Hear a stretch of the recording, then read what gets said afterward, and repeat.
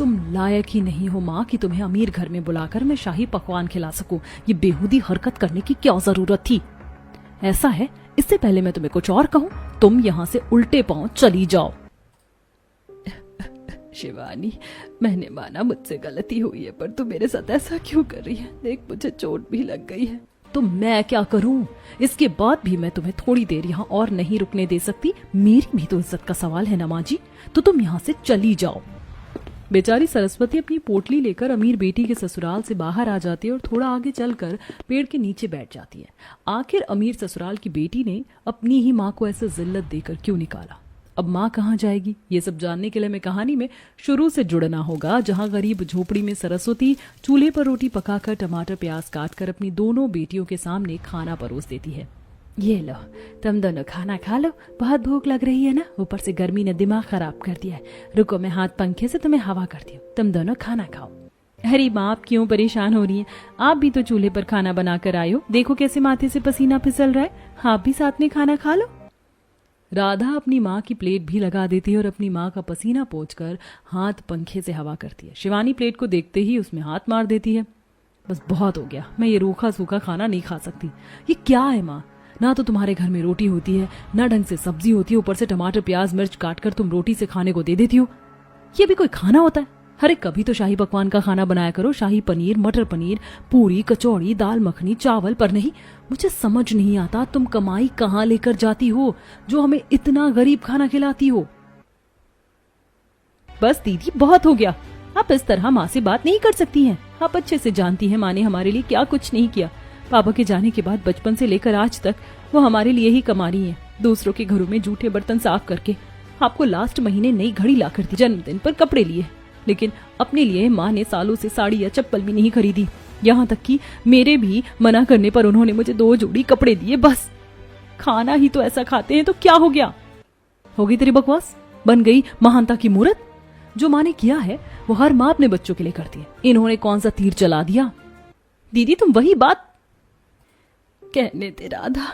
शिवानी बिल्कुल ठीक ही तो कह रही है। उसने क्या गलत कहा?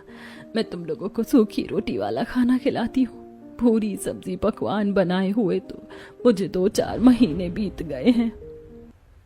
सुन लिया तूने? कोई इंसान कब तक ये रूखा सूखा खाना खाता रहेगा? ऊपर से गरीब घर में गर्मी से परेशान हूँ, कूलर भी नहीं है हमारे पास, एसी की तो बात ही कहना बेकार है। मैं यहाँ से अपनी सहेली के घर जा रही हूँ, उसके एसी रूम में बैठकर कुछ अच्छा सा पास्ता बर्गर खा लूंगी। ऐसे कहकर शिवानी अपनी सहेली के घर चली जाती है और उसके घर पर एसी की ठंडी ठंडी हवा में बैठकर पिज्जा बर्गर का मजा लेती है। वहीं राधा अपनी माँ को हाथ पंखे से हवा करके खाना खिलाती है। माँ, तुम्हारी आंखों में आंसू। मुझे पता है तुम्हें दीदी की बात का बुरा लगा ना। मैंने तुम दोनों की परवरिश करने में कमी की है ना, लेकिन कल से मैं और मेहनत करूंगी, 1-2 जगह काम ढूंढ लूंगी। नहीं माँ, तुम कुछ नहीं करोगी, बाहर वालों का काम करके देखो। तुमने अपनी क्या हालत बना ली है, इतना ही बहुत है। दीदी की सहेलियां पैसे वाली हैं, इसलिए उनका बोलना चालना भी ऐसे ही हो गया है। छोड़ो, खाना खाओ। राधा, मैं किस्त पर कूलर ले लूं? नहीं माँ, अभी तो आखिरी महीने ही दीदी के कहने पर तुमने टेबल फैन खरीदा था, अब उनके कहने पर कूलर भी लोगी? नहीं, कोई जरूरत नहीं है। दोनों माँ बेटी खाना खा लेती हैं कि कुछ देर बाद पड़ोसन वंदना घर आती है। उस वक्त शिवानी भी घर जाकर टेबल फैन के सामने बैठ जाती है। शुक्र है इससे थोड़ी बहुत हवा लग जाती है। चलो अच्छा, शिवानी बिटिया भी यही है। अरे सरस्वती, मैं तुम्हारी बड़ी बेटी के लिए एक रिश्ता लेकर आई हूँ। वो साथ वाले गांव की सुलोचना है ना, वो अपने बेटे का रिश्ता तुम्हारी बड़ी बेटी से करने को कह रही है। उन्हें कुछ भी नहीं चाहिए और लड़का चौकीदारी की नौकरी करता है। अच्छी बात है वंदना, तू रिश्ता ले आई, मैं भी इसी चिंता में थी। माँ, अब सोचना भी मत कि मैं चौकीदार से शादी करूंगी और गरीब घर में जाऊंगी। मुझे ऐशो आराम वाली जिंदगी जीनी है, ना कि सूखी रोटी खाकर गर्मी में मरना है। मैं ये शादी हरगिज नहीं करूंगी। लेकिन शिवानी। वंदना आंटी, मेरे लिए रिश्ता लाना है तो किसी अमीर घर का लड़का लेकर आओ, वरना कोई जरूरत नहीं है। ठीक है, पर सरस्वती ये रिश्ता भी अच्छा था।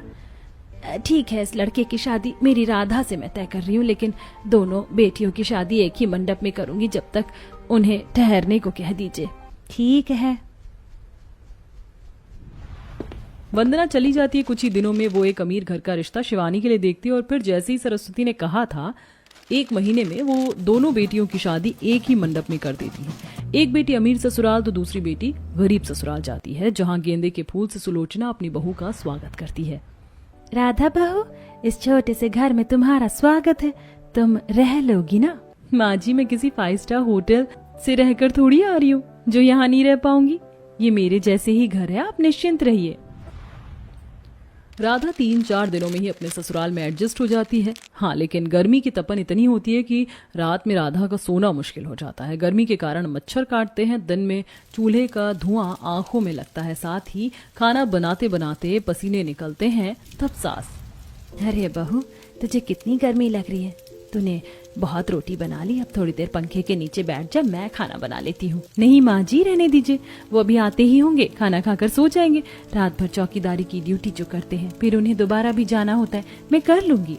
भगवान ऐसी समझदार गुनी बहू सबको दे। वहीं दूसरी तरफ अमीर बहू अपने अमीर ससुराल में चारों तरफ एसी की ठंडी हवा में रहती थी। घर में कोई काम नहीं करती थी। ठंडी ठंडी आइसक्रीम खाना, शाही पकवान खाना, कोल्ड ड्रिंक पीना। वहीं दूसरी तरफ सरस्वती अपने घर में अकेली पड़ जाती है और गर्मी में रहती है। तो एक दिन शिवानी को फोन करती है। शिवानी बेटा, कैसी है? कितना टाइम हो गया? शादी के बाद तू एक बार भी घर नहीं आई, अपनी माँ के पास रहने आ जा। तुम्हें पता है ना माँ, मैं अपने अमीर ससुराल में कितनी खुश हूँ। तुम्हारे गरीब घर में आकर क्या करूंगी? वहाँ इतनी गर्मी है, खाने पीने को कुछ होता नहीं है, सूखी रोटी थोड़ी खाऊंगी। ऐसा करो, तुम मेरे घर पर शाही पकवान खाने आ जाओ, मेरा घर भी देख लेना। अच्छा ठीक है बेटा। गरीब माँ अगले दिन पोटली में 2 जोड़ी कपड़े और कुछ पैसों से फल खरीदकर अमीर बेटी के ससुराल चली जाती। पैदल आने से उसके पैरों में बहुत मिट्टी होती। तभी शिवानी की सास सरस्वती को घर में नहीं आने देती, परंतु उसके पैर धुलवाकर घर में बुलाती है और अपने कमरे में चली जाती है। तब शिवानी, चलो अच्छा हुआ माँ तुम आ गई, देखो मेरा घर अच्छा है ना, इधर आ जाओ, डाइनिंग टेबल की तरफ मैंने खाना लगा रखा है, पर तुम जमीन पर बैठकर खाना। सरस्वती अपनी बेटी की बात का बुरा नहीं मानती। वहीं डाइनिंग टेबल पर बहुत सारे शाही पकवान रखे थे, रबड़ी, जलेबी, पूड़ी, कचौड़ी, चावल, शाही पनीर, मटर पनीर इत्यादि। पर ये सब वह चम्मच से ना खाकर हाथ से खाने लगती है। ये क्या माँ, तुम जानवरों की तरह खाना क्यों खा रही हो? शुक्र करो यहाँ पर मेरे पति और माँ जी नहीं है। तुम मेरी बेइज्जती कराने आई हो क्या? जल्दी से हाथ धो लो। अरे माफ कर दे, मैं अभी हाथ धोकर आती हूँ। सरस्वती हाथ धोने जा रही थी कि टाइल पर उसका पांव थोड़ा सा फिसल जाता है, जिससे उसके गंदे हाथ शिवानी की महंगी साड़ी पर लग जाते हैं और शिवानी गुस्से में उसे धक्का मारती है, जिससे उसके सिर पर चोट भी लग जाती है और अपने घर से अपनी माँ को बेइज्जत करके निकाल देती है। माँ, जब तुमने शुरू से ही सूखी रोटी खाई है तो ये शाही पकवान कहाँ से रास आएंगे? चली जाओ। मुझे नहीं पता था मेरी बेटी मुझे अपने ससुराल में बुलाकर ऐसा आदर सत्कार करेगी। इससे तो मेरे सिर की चोट तक नहीं दिखी। इज्जत तो बात की बात है, क्या करूं, कहाँ जाऊं? यहाँ से थोड़ी दूर राधा बिटिया का घर है, वहां जाऊं, लेकिन उसे ये सब बताऊंगी नहीं।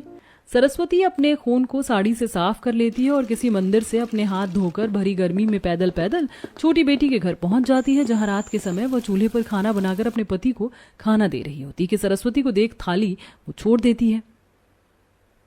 अशोक जी, माँ आई हैं, ये खाना पहले हम उनको दे देते हैं, हम बाद में खा लेंगे। अरे हाँ, कोई बात नहीं, माँ जी आइए ना, बैठिए। तभी राधा अपनी माँ के गले लगती है। कैसी हो माँ, इतनी रात को आना कैसे हुआ? बस याद आ रही थी तो मिलने चली आई। अभी थोड़ी देर पहले शिवानी से भी मिलकर आई हूँ।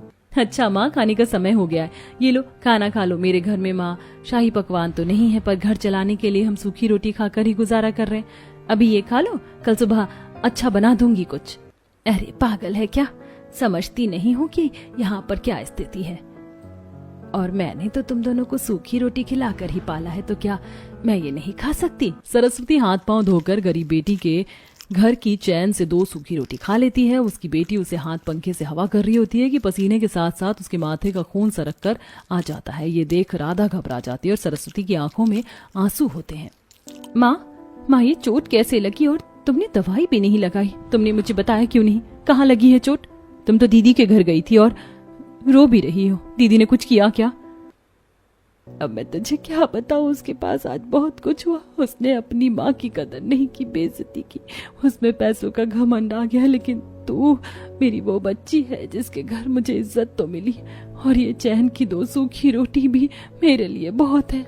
मैं जानती हूँ माँ, दीदी ने तुम्हारा आज फिर दिल दुखाया है, इसीलिए उनके पास जाने की तुम्हें कोई जरूरत नहीं है। तुम्हारे लिए मैं हूं ना, तभी राधा अपनी माँ की चोट पर सरसों हल्दी लगा देती है और अपने हाथ से खाना खिलाकर उसे आराम करवाती है। इस तरह आप देख सकते हैं कि गरीब बेटी ने अपना निवाला छोड़कर अपनी माँ को चैन की सूखी रोटी खिलाई, लेकिन वहीं अमीर बेटी ने शाही पकवान के जरिए अपनी ही माँ का